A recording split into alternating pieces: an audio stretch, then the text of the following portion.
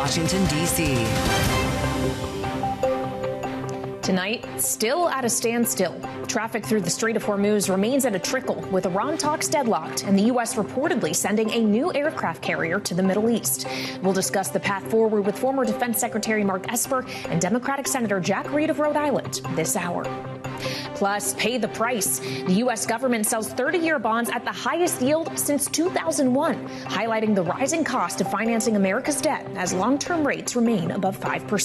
Bloomberg Intelligence's Ira Jersey joins us shortly to break it all down. And all eyes on November. The fight for the House runs through New York, where one of the country's most competitive congressional races is taking shape. We'll speak with Democrat Cait Conley, who's challenging Republican Representative Mike Lawler in New York's 17th congressional district. From Bloomberg's Washington, D.C. studios to our TV and radio audiences worldwide, welcome to Balance of Power. I'm Kaylee Lyons, alongside Joe Matthew at World Headquarters in New York. We kick off our coverage this evening with the conflict between the U.S. and Iran. The Defense Secretary, Pete Hegseth, today telling reporters the U.S. has the naval capacity to continue its blockade in the Strait of Hormuz, quote, indefinitely, even as he bats down reports of deteriorating conditions for sailors aboard the USS Abraham Lincoln following a congressional letter demanding more information. We'll get to that and a lot more with the former Defense Secretary Mark Esper in just a moment. But we begin with Bloomberg's Courtney Subramanian, who is on the North Lawn of the White House right now. Courtney, is this an administration girding for a longer war? It's a good question. J.D. Vance, the vice president, was just on Fox News, and he was asked about this, about, speaking to Americans who are increasingly frustrated with where this war is going, what direction. He said they have a lot of tools at their disposal, but the central goal is really to try and keep oil and gas prices down for the American people. So, whether that's through, a broader effort to try and reopen the strait or some sort of operation to forcibly open it, not so clear. But it is clear that this administration is laser focused on trying to reopen the strait, loosen Iran's grip on the strait, and do so, in an urgent manner as some of the, global oil stockpiles continue to dwindle. And, of course, try its best to message around this entire conflict and stalemate. Courtney, when we think about who the driver and disseminator of those messages will be going forward, we obviously got the news around this time yesterday that the press secretary, Karoline Leavitt, will be departing at the end of this month. Have you heard anything from the White House today as to who might replace her?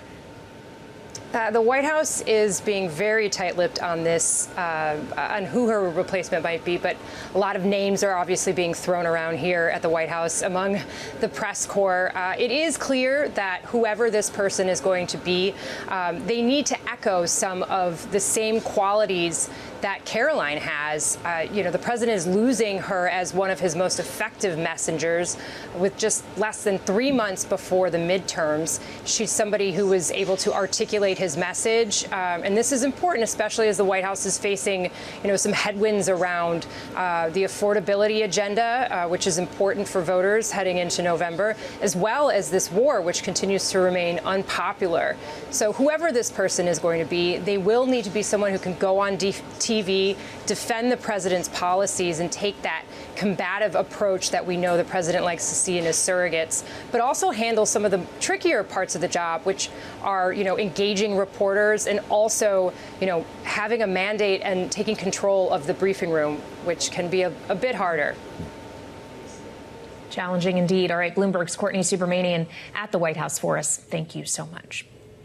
And joining us now for more on the conflict with Iran is Mark Esper, the former U.S. Secretary of Defense during President Trump's first term, now a partner at Red Cell Ventures. He's also author of the book A Sacred Oath, Memoirs of a Secretary of Defense During Extraordinary Times.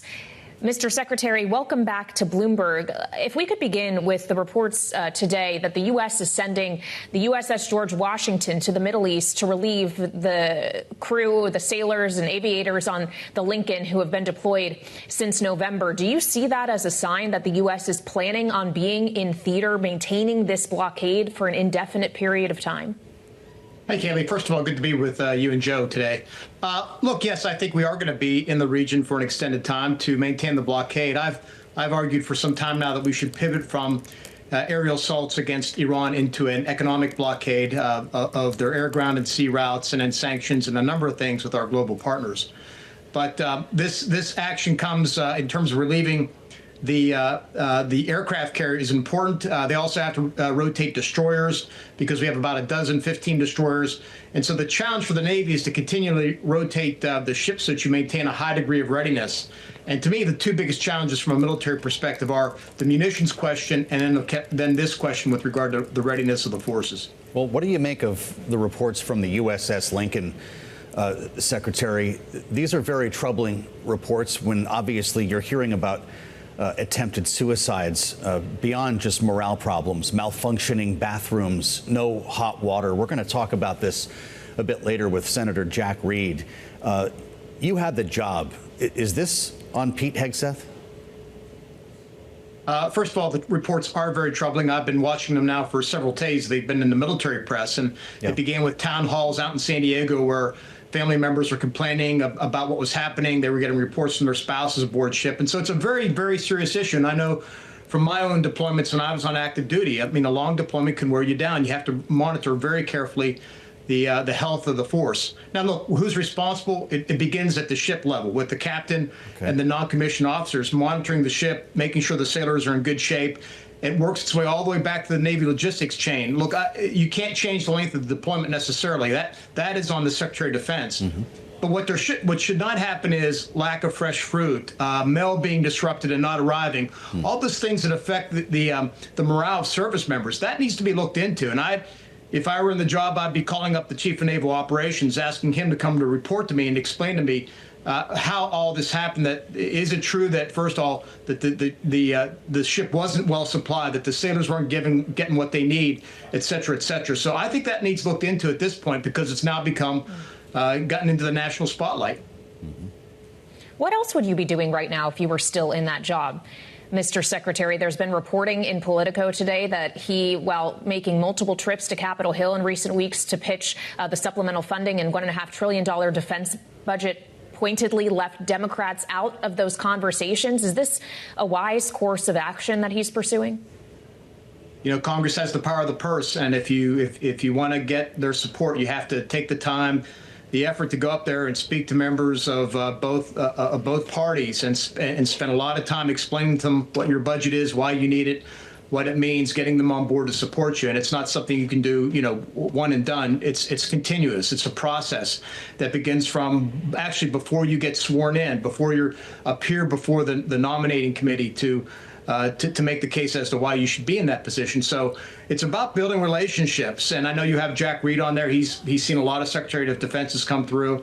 He could talk about this in great detail. But you have to build that rapport. And to me right now, the biggest thing is getting additional money to the Pentagon to do things such as make investments in the defense industrial base so we could triple, quadruple, et cetera, our stockpiles. It won't make a difference today or tomorrow necessarily, but in 3 or 4 years it'll pay off. And to me, that's where we're really behind these days, because at the end of the day, guys, you know, long wars are won by economies. They're not necessarily won solely by the skill of your military, but it's the industrial base, the economy that brings to bear the great might of a nation. And we're seeing that exposed right now since we've been expending munitions through both the Biden administration and now the Trump administration. Well, duly noted. This is what history has taught us, Secretary. But you probably know more about this munitions issue than anyone we're going to talk with here on Balance of Power, as not only having been the Secretary of Defense, but you used to work at Raytheon at a very high level here as Vice President for Government Relations. There's a big debate about how much this is going to cost and whether our munitions have been handled responsibly so far. And I wonder if you can get to each of those. Analysis from Bloomberg Economics says that we've blown through a third of Tomahawk land attack missiles, and nearly all precision strike missiles, ATACMS, are now a very rare commodity. Did it need to happen this way? You know, I don't know. We'd have to go back and look, right? In terms of ATACMS, they were used along with HIMARS in Ukraine for Ukraine, and that was needed in order to get the reach. In this conflict now, the question is, could you have used fewer Tomahawks and maybe used your strike aircraft or your bombers to do that? I think that's something that needs to go back and be looked at and studied and analyzed. Whether the cost or investment is worth it, the answer is yes, absolutely. Look, having stockpiles of munitions is an insurance policy. And for the last 30 years or so, since the end of the Cold War, we operated on a just-in-time methodology where we didn't believe we'd ever be in a big war. And then when the Trump administration, the first administration, came in 2017, what we said is, we're now in a new era. It's the era of great power competition. And what we didn't do as quickly as possible was to reinvigorate our defense industrial base to make sure we had not just stockpiles of high-end munitions, but also build enough factories to put them in some type of cold status so that if we got into a big war with Russia, and worse yet, China, we could sustain that defense industrial base. We could ramp it up, and we could quickly produce munitions and get our economy going, put the full might of the United States economy behind that. And so, to me, that's the lesson of history that we need to learn quickly. So, yes, these investments will be worth it. The Pentagon has made, for example, in the last, I think, 2 weeks, a $59 billion contract with Lockheed to quadruple Patriot production. But we're not going to see those rounds until 2030, 2031, 2032. Wow. That doesn't mean we shouldn't do it, but that just gives you a sense of how long it takes to build these munitions. Well, it becomes a question of whether, at least to a certain extent, some of this effort is too little, too late. You could see the same possibly around drone technology. CENTCOM announced today a new drone task force, codenamed Falcon Strike, essentially intended to proliferate drone stockpiles and capabilities across our resources in the Middle East. Is establishing that kind of task force now something that can turn the tide in this conflict currently? Well, I imagine it's just upping the game. You know, this actually began during my era. We actually didn't have a good relationship with Silicon Valley at the time. And thank goodness, a couple of years later, it turned around. And during the Biden administration, the Deputy Secretary of Defense then stood up a task force to do certain things and started making a move toward greater outreach. This administration has gone even further in terms of outreach to Silicon Valley. And we have a lot of great folks in venture capital. You know, I'm in that space right now. My firm, Red Cell, working with the Department of Defense, doing everything we can to help the warfighter. And so my concern is if we don't capitalize on that innovation and that energy that they're showing it now by quickly letting contracts, by getting money out the door, so forth and so on, not only will we deny the warfighters their innovation, but what we risk doing is pushing some of those innovators, some of those venture capital firms, private equity, back out into doing more commercial work. And so, look, it's late, but it's very much needed. And technology has always been a hallmark of the American military, our ability to produce exquisite things, high-end things, sophisticated, reliable, that could really that the enemy couldn't counter. And when you're in a war against China, they're not the Soviet Union. They are a completely different cat when it comes to their capabilities. I'm going to ask you about what happened in Turkey involving Air Force One Secretary. This is a pretty wild story, a diversionary tactic brought forth by the Secret Service because of a direct threat, we are told, from Iran. We don't need to retell this whole story, but in an alternate universe, that would have been you, I believe, with President Trump on that other airplane. Would you have flown on the Decoy plane with the rest of the cabinet officials and the press? Well, I did have an experience like this. I talk about it in my book where we were under threat flying into Afghanistan, and the conversations I had to have with my staff and the press beforehand to make sure they were well aware. Look, I think you got to take every action necessary to prevent the president, and you cannot discount an intelligence report and take a risk, if you will. The question really comes down to, you know, should there have been a decoy plane with people on it that were unaware of what was going on? To me, that is the key question. Yeah. I think there are other ways that could have been resolved. I don't think it's on the president to figure that out. But for example, I would have just flown the president out first, get the president up in the air, get him at altitude, far away from Turkey, before you ever launch Air Force One, and then tell the staff that was left behind, tell the press, hey, look, we had a threat against this aircraft. We still plan on taking off. Do you want to remain on the flight, or do you want to wait? Or do you want to fly commercial, whatever the case may be? Interesting. Just the simple rearrangement of who flew first might resolve the problem. Now, I say that as an outsider. I didn't see all the intelligence. Maybe they considered it and discounted it. But I think there may have been other ways to address that by the Secret Service or by the White House staff, so that you didn't put, you know, cabinet members and the press and everybody else in some type of jeopardy without their knowledge. Former Defense Secretary Mark Esper with firsthand experience at every turn. We thank you for the insights today. The S&P 500 hit a fresh record high today as we turn to Wall Street on cooler inflation data that helped drive yields lower. But while Treasuries rose, the U.S. sold 30-year bonds at the highest yield since 2001, underscoring the higher cost of financing the nation's deficit and creating a potential headache for both President Trump and the Treasury Secretary, Scott Bessent, ahead of the midterm elections. Joining us now, Ira Jersey of Bloomberg Intelligence, our specialist on this evening. Ira, how big of a deal is this for a bond market that was already pricing the 30-year beyond 5.2%?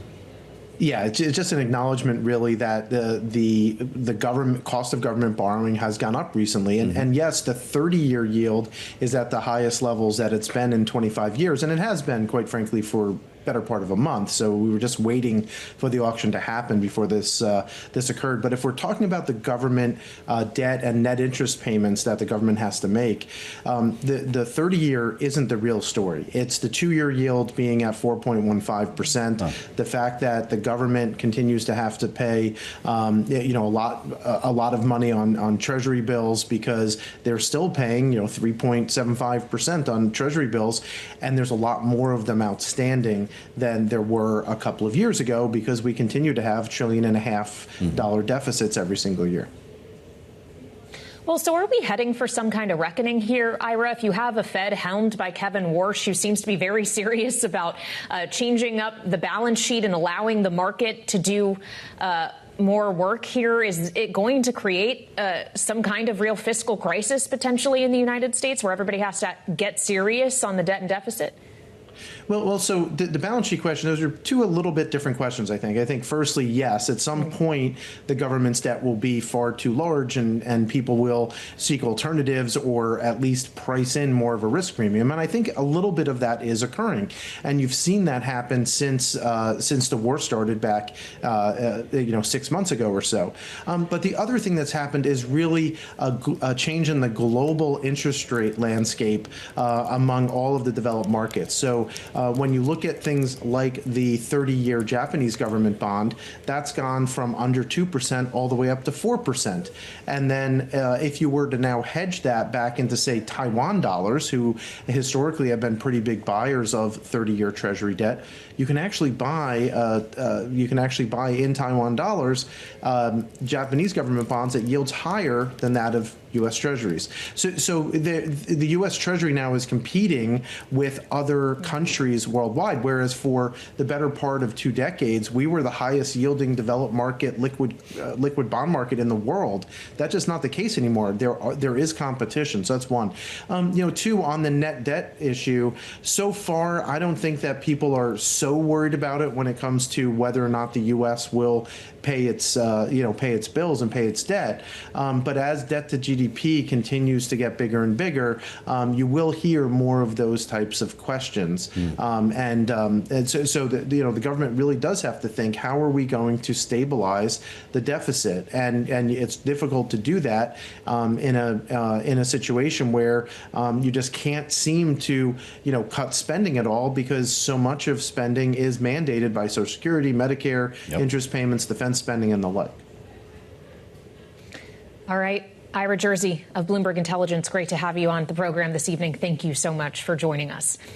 And as we consider the economy, the fiscal trajectory of the United States, and what the government should be spending money on, these are all issues informing this year's midterm elections and some of the key races that will decide the balance of power in the House, like in New York's 17th district, a seat currently held by Republican Congressman Mike Lawler of New York, who has Cait Conley as a Democratic opponent. He joined Balance of Power back in June about her candidacy and challenged her to claim the political center. Listen. You don't just get to claim the mantle of moderation in comparison to the avowed socialists when, in fact, you have the same exact policy positions. Cait Conley wants to abolish ICE. Cait Conley wants to raise taxes on hardworking New Yorkers. She was opposed to the working families tax cut package. She was in favor of allowing illegal immigrants to collect health care benefits. So you claiming that she's a moderate based on what? And I'm pleased to say Cait Conley is joining us now here on Bloomberg TV and radio. It's great to have you on Balance of Power and give you an opportunity to respond to the congressman here. He says you want to abolish ICE, raise taxes, and allow undocumented workers to collect health care. Are those things true? No, absolutely not. And so when you talk about who prioritizes keeping our communities and our country safe, as a very proud West Point graduate, Army combat veteran of 16 years and 6 deployments, I've spent my life fighting to make sure that our families were safe and secure, to make sure that America's best days were still ahead of us. And it is incredibly disappointing to watch a sitting member of Congress lie the way he does, although not surprising. Mike Lawler is a lifelong political operative before he became a politician. And I will tell you, there is no starker difference between who we are than what we've done over the last 20 years. While I was out there leading America's sons and daughters in defense of our democracy, Mike Lawler, as a lobbyist and political operative, was literally profiting from it. And we have seen the consequences of that man putting himself and Donald Trump first. The irony here is that Mike Lawler, who claims to be this bipartisan moderate, has voted 100% of the time with Donald Trump. Allow our actions to speak louder than our words. And I think the testament of my service to this country shows the values I would bring to Congress. Congressman Lawler earlier today is defending his colleague, Congressman Max Miller, or at least, I guess, standing by him with questions about whether he should return donations to his campaign that came from Miller. He called this essentially a family matter. Is that how you see the allegations surrounding Max Miller? Does he need to resign? I think what is so important that we show here is this is not Republicans versus Democrats. This isn't about right versus left. This is about right versus wrong. Even Republican sitting Senator Moreno has called for Max Miller to resign, where he has had credible claims of domestic abuse against his ex-wife, throwing boiling water at her while she was pregnant, as well as 2 former girlfriends who've come forward to say they too were victims. This type of conduct does not belong in Congress. And those who condone this type of conduct don't belong in Congress either. So I do believe Mike Lawler was wrong. I believe Max Miller should be stepping down. Mike Lawler should be returning that money and certainly not defending a domestic abuser and actually victim blaming. Well, Congressman Lawler says that you should be returning a donation from former New York Governor Eliot Spitzer. Should you and will you? Mike Lawler can try to run from accountability like he does with everything else, but it's not going to work. Max Miller should follow Governor Spitzer's actions and resign from office pending these allegations. And I will tell you, what we've seen coming out of Mike Lawler today is just further evidence that he will do whatever Donald Trump says. When Max Miller decided to not step down, Donald Trump told Republicans to not criticize Miller, but to defend him. And Mike Lawler showed once again, just like with his voting record, 100% for Donald Trump, that he will continue to bend the knee to Trump and do whatever he's told, even when it's about defending a domestic abuser instead of protecting people. I'd like to get into some issues, if we could, that are driving decisions on the campaign trail. And we reach for one of the highest, which is the controversy surrounding data centers. Of course, you know that Governor Kathy Hochul has issued a statewide moratorium. We've seen that take place to a lesser degree in Texas, where there's a review period underway. And if you do make it to Washington, you'll be surrounded by competing pieces of legislation to either ban data centers or somehow control their impact on the use of resources. Would you extend that year-long moratorium in New York? And if you were elected, would you call for a national moratorium? I do support us pursuing federal regulations around data centers that ensures that data centers are a net positive for communities. Full stop. You want to build a data center? Then make it be a good thing for the community that you're building it in. And I do believe that in 2026 and beyond, we can achieve this. The amount of investment that is pouring into AI and data centers is incredible. And I think we should harness that to drive positive outcomes for working people and for our communities as we enable America to be tech's leader, to include an AI. These things are not mutually exclusive. I believe in America we can do hard things and we can lead the world. And this is another example of where we should be doing it. Well, it's one thing to consider data centers and the infrastructure that powers AI, but AI is its own separate challenge. And you are familiar with some of this, having worked in the cybersecurity space. What's the proper course of action for the government in terms of regulating models that have proved that they can have disruptive cyber capabilities? Absolutely. I mean, we are watching this play out where We are seeing these models pose serious risks to our critical infrastructure. We are watching as these types of capabilities are exceeding cybersecurity capabilities. And government has a responsibility to ensure the safety and security of the American people and our national security. And this has to be a space that we get right. And right now, I believe putting this on companies to just do the right thing as they see it is going to miss the mark. We've got to demand more for the safety and security of the American people. And again, I believe we can still do this in a way where America is a leader, the global leader in technology and AI. What we're talking about is responsible tech policy. And I know we can get there. Well, we'd like to keep this conversation going with you throughout the course of the campaign. If you can come back and talk to us on Bloomberg, including your 6 deployments overseas when you were in the Army. Cait Conley, thank you for your service. Thank you for being with us on Bloomberg. Coming up, we'll hear from the top Democrat on the Senate Armed Services Committee about the ongoing situation on board the USS Lincoln and much more right here on Balance of Power, only on Bloomberg TV and radio.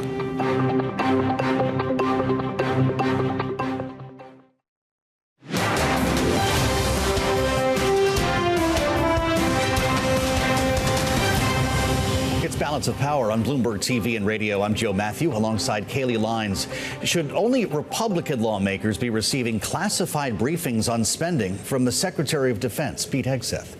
A number of Republican senators, and I should say Democratic senators, are criticizing the Pentagon for doing just that after recent visits to Capitol Hill. Moments ago, we had a chance to discuss this issue and a lot more with Democratic Senator Jack Reed of Rhode Island, who's ranking member of the Senate Armed Services Committee and a U.S. Army veteran. Listen. No, not at all. I don't think he's even sharing information about Operation Iran with the Republicans. Basically, it's been a lack of communication to all members of the committee, Republicans and Democrats. Lately, they've come up to try to pitch the reconciliation package and the budget supplemental and all those other things. But in terms of what's going on and what's happening in Iran, they're not talking. And that, I think, is an indication of it's not going as well as they expected. And that's a result of the president and Hegseth entering a conflict without authorization, without a real plan, and without anticipating the consequences. They thought this would be literally a walk in the park. And now they are totally confused, and that is affecting not only Iran, but our inventory of precision weapons, our readiness across the globe. We are in a very, very serious situation, and they're not willing to admit to that. Mm-hmm. Well, you mentioned the inventory of precision weapons. If you aren't being briefed, do any of your colleagues have an adequate, accurate read of the current state of U.S. stockpiles? Should that information be known? Well, the information is highly classified, and it should be that way. But there are standard reporting that we're receiving, not from the Secretary's office, but from the services about the current conditions. But what is being said in the papers, unfortunately, there's a degree of truth. And part of that is just the calculation by outside experts of the number of rounds expended and the known stockpiles, not to a specific numbers, but generally speaking. And there's many commentators, very serious commentators, who have pointed out that there's a significant decrease in our weapons inventory. Bloomberg has done extensive reporting on the asks that the Pentagon is making of defense contractors to start speeding the process of procurement of certain weapons beyond the existing attempts to widen the defense industrial base, Senator. Most of that effort has been led by the Deputy Defense Secretary, Stephen Feinberg. Is he the man actually running the Pentagon right now? Well, he's the individual that is running the sort of nuts and bolts, if you will, of the Pentagon, the acquisition process, trying to meet these different demands, logistical demands, and he is very much committed to try to expedite the process. But we're talking about a defense industrial base that has shrunk over the last several decades, not over the last few years alone, and to reconstitute reconstitute that industrial base takes time. And the weapon systems we're talking about are very sophisticated precision weapon systems that require almost not machine construction, but handwork by many, many different experts. So we're in a dilemma, and that's another reason why you have to look back at the decision to enter into this conflict, and also to conduct it the way Hegseth wanted to conduct it, which is we're going to just bomb everything continuously, et cetera. They didn't reckon with the fact that, I think appropriately, that they would expend weapons that we need elsewhere. Well, clearly, Senator, you disagree with the premise of having gotten into this war in the first place, but we already entered it. And I wonder what realistically, in your mind, is a credible strategic exit at this point. Is the U.S. able to just decide we're done in the Middle East and bring everybody home and leave things as they are? Or does there have to be a military way out of this? Well, I think the president would love to declare victory and leave, but the consequences are as bad as staying in. There are no good choices at the moment. I think what has to be pursued is very intense diplomacy with the Iranians, aided by other countries, not just the adjacent neighbors, but other countries that can bring influence and some distance, perhaps, between the two parties, and then get them closer together. But the reality, and this is what I think really concerns the president, is he's going to have to give something up to the Iranians to get a deal, even a bad deal. And that arrangement is going to be much worse than what we had under the JCPOA under President Obama, which President Trump threw out. So he's in a situation where if he settles, he's going to have to settle for something much worse, and that is, I think, bothering him, and that's why we're in this sort of frozen attitude of one day we're making progress, the next day we're bombing him, et cetera. There's just they're sort of listing around, sort of just floating instead of directing, and the direction should be diplomacy. Senator, what is happening on the USS Abraham Lincoln? As the ranking member of Armed Services, I suspect that you've been hearing some terrifying stories. Yes. Military Times is reporting on multiple sailors trying to go overboard amid their extended deployment. How long can we ask these men and women to stay out there? I know that there's another aircraft carrier reportedly on the way, but this tells us a lot about morale in our armed forces, Senator. As someone who's served, what's your response? It does. It's a disservice to the men and women aboard that ship. They've had to put up with inadequate and non-functioning toilets, poor food, lack of hot water. It's been a very difficult mission for them, and yet as American sailors they're doing their job. And as you indicated also, there's been several suggested incidents of attempted suicides, which is not a good sign when you're a military unit. So there is another ship coming to relieve them, but they've been at sea almost 250 days without let-up. That's unfair. And also, this is not something that's just isolated to Abraham Lincoln. We're getting complaints from families in Rhode Island about the conditions on other vessels. Yeah. And if you ask Army personnel that are stationed in the area, Marines, et cetera, I'm sure there's some difficulties there also. And the other thing that's so critical, and it tracks a bit with the depletion of our weapons, is this is hurting our readiness all through the world. We're stressing our troops, not just in the Persian Gulf, but all across the globe. They have to do more with less. And that is leading us into a very difficult strategic. So this is not just a service-wide issue. This is a military-wide issue, is what you're saying. Are you not making the argument for $1.5 trillion budget? Well, I'm making the argument for supporting our troops, prioritizing what we spend on. I certainly don't think we need a new class of battleships named after Donald Trump. Okay. I don't think we need to have National Guardsmen in Washington, D.C. at over $1 billion a year. I think we have to make adjustments so that we can, in fact, take care of the troops who are taking care of us, not carry out these really petty political agendas of the president. Should the committee conduct an investigation into the condition aboard some of these vessels? We can conduct an investigation, but that would have to be called by my Republican colleagues. Senator Wicker chairs the committee. That would have to be done by them. Does he not share these concerns?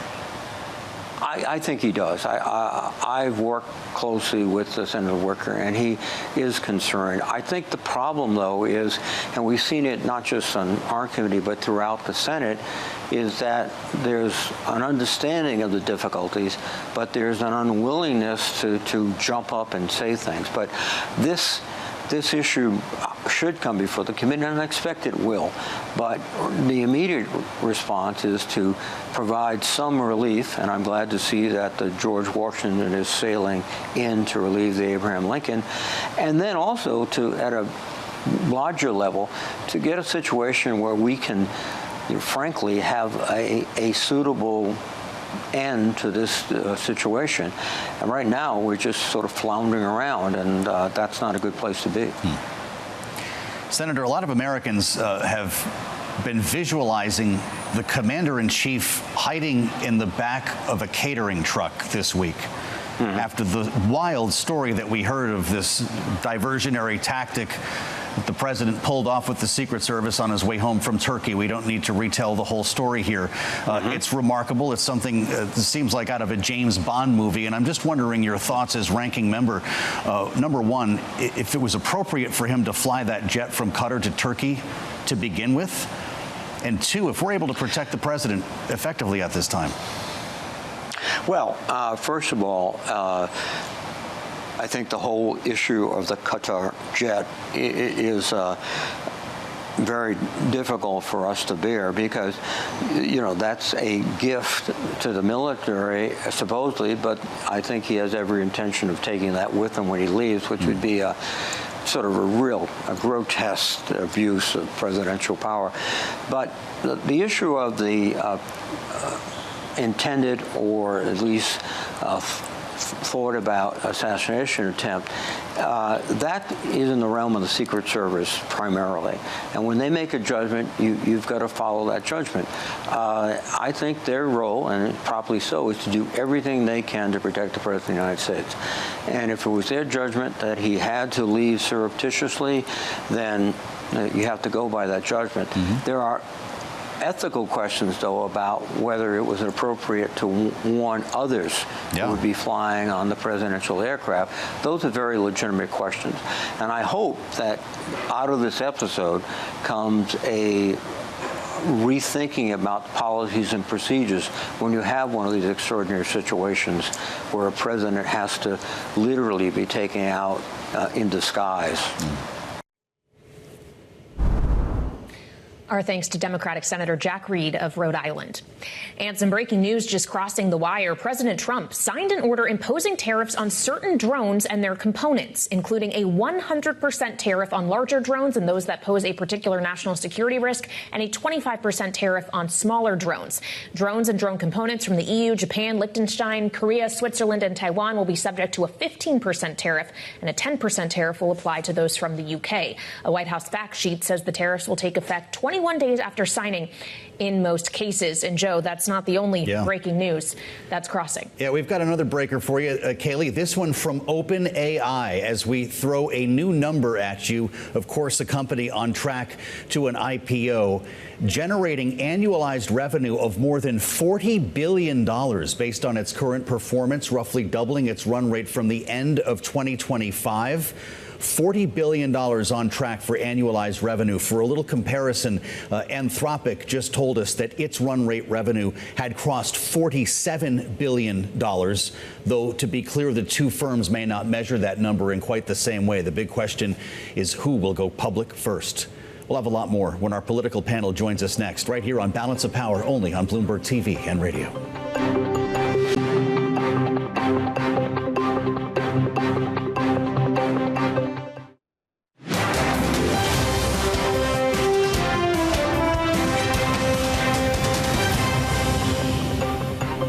This is Balance of Power on Bloomberg TV and radio. I'm Kaylee Lyons in Washington. Joe Matthew is at World Headquarters in New York. And we're joined now on tonight's top stories and more by our political panel, Democratic strategist Megan Hayes, former special assistant to President Biden, and Republican strategist Katie Frost, the former executive director of the Georgia Freedom Caucus. Welcome to you both as we end the hour here, Megan. We've had a number of conversations this hour with the former defense secretary and the ranking member of the Armed Services Committee about the reported conditions aboard the USS Lincoln, which apparently now has relief on the way. They're going to swap it with the USS George Washington, but it points to the duration of time in which troops have been deployed in the Middle East, and there appears to be no end in sight. You worked for a president who dealt with the challenges of getting out of the Middle East. Are we seeing history repeat itself here? Yeah, absolutely. And I just think that this is poor planning, right? They did not plan for this conflict to take this long. So then now we have people in theater that shouldn't be there, and they're not being taken care of appropriately and are on deployments longer. They don't have fresh food and all sorts of other needs that they're not being met here. And I think that there is a lack of understanding of what our men and women need when they are aboard aircraft carriers. And I am glad to hear that they are swapping it out. I wish that it didn't come to the fact that people had to go to the media to get their stories out, that they were wanting to jump overboard and having suicidal ideations to get that action. But I am glad that they are doing it. What does this morale mean for the midterms? Megan, people want to be supporting an administration and supporting politicians who represent them in Washington, who will care for their sons and daughters, mothers and fathers, brothers and sisters who are serving in harm's way. Is this an election issue? I think it can be an election issue, especially in places where you have high military concentrations, where you have bases like San Diego, you know, and North Carolina have a high concentration of military. So this definitely does become a more bigger issue in those districts. But I do think this is overwhelmingly an issue for American people, the Americans just in general, right? Like, we put so much value in our service members and in our military and what it means to serve. And so I don't think that people really are going to be forgiving of if our troops are not being treated appropriately. Mm-hmm. I would mention we're having a bit of technical difficulty with Katie's connection. We hope to add her to this conversation soon. Megan, I'd like to ask you as well, having worked for a president and I'm sure traveled aboard Air Force One many times, about the reporting from earlier this week about the Air Force One becoming a decoy. President Trump getting on the catering truck, alternate aircraft to leave Turkey because of a credible threat, it was understood at the time, posed by Iran. Secretary Esper told Joe and I earlier that this may have been necessary for security reasons, but they could have gone about it in a very different way. What is your take on this now from the outside of the White House looking in? Yeah, absolutely. This is becoming a press process story, and this is the way they've handled the media on all of this. I went to war zones with then Vice President Biden, and we had press come with us. I know that they did the Ukraine trip, that I understood what was happening in that. There's a way to have press be able to report the trip and not have it leak out and not have it be a bigger risk. And Trump could have done the exact same thing, gotten on a different plane, and still had a print reporter and a photographer with them and worked that out with the Correspondents Association. It's not a difficult thing to do. And then for the Trump administration to take it a step further and to subpoena people's phone records because they were leaking that this plane wasn't safe just goes to show you the lack of ability to plan, to do things in a mature way, to have respect for the credible institutions that we have. These are things that we need to have, and the trust in our press and the trust in our government are things that the American people depend on. And it's unfortunate that they went about it this way. Credible threat or not credible threat, they absolutely could have been planning this differently. Well, when this was your job, Megan, would you have given members of the White House press corps the option to take another ride home? I don't think you do that. I think that you understand every time you get in the motorcade, the president of the United States is a target regardless. So you would have told them that was a decoy plane?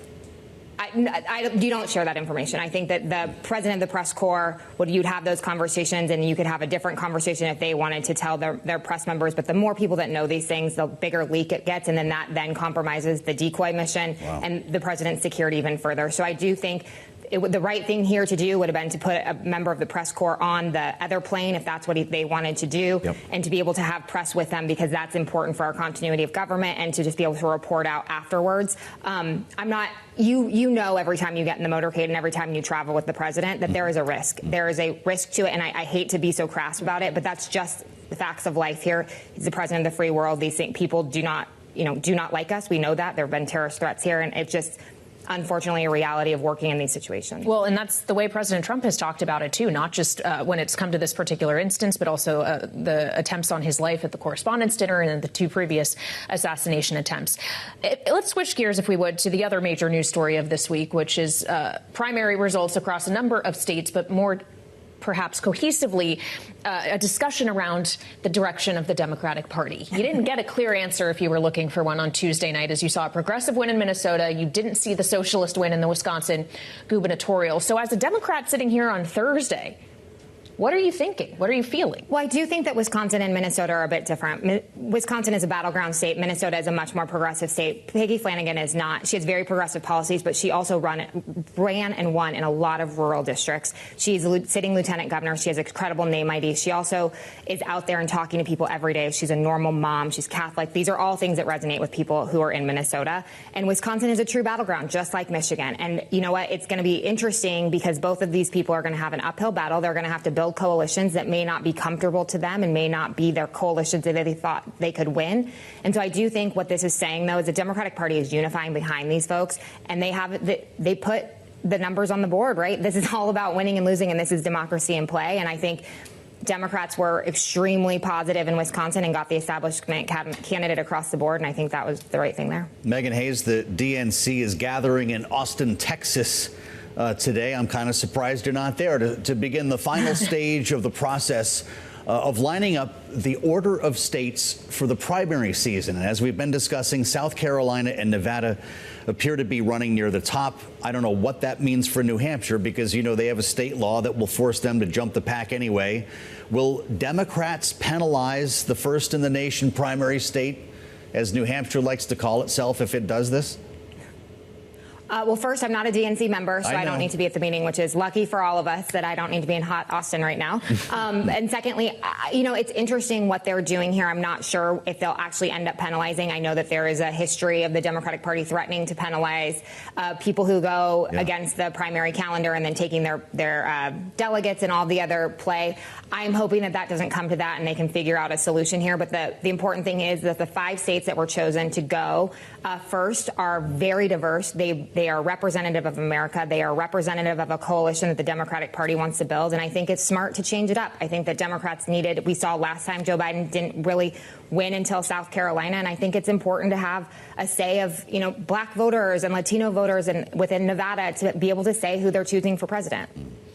You mentioned black voters, and that is something that we've been watching in these primaries as well, because the far left has really had difficulty attracting them. That is not who, as a group, obviously not a monolith, but by and large, they've been going for. It's perhaps the biggest challenge for Abdul El-Sayed in Michigan, because that vote by an overwhelming amount went to Haley Stevens. How do you do that work if you're El-Sayed or, frankly, any candidate who is not performing as well with that demographic? I think you need to go in there and you need to talk to folks on their level, and you need to talk about what's issues that are important to them. A lot of black people feel that they've been left behind in a lot of their communities, that their communities do not get the investment that white suburban communities get. And in a place like Detroit, where you're overwhelmingly black and it's a huge population in Michigan, so I think 15 or 16% in the population of Michigan, he needs that coalition to win. And if he's not going to be able to get their support, he's going to have a huge problem in Michigan. It's not just, you know, very affluent white people and the Arab community that vote in Michigan. The working class and the black community is going to have to be something that he's going to focus a lot on. And if he does not have that coalition, he will not win.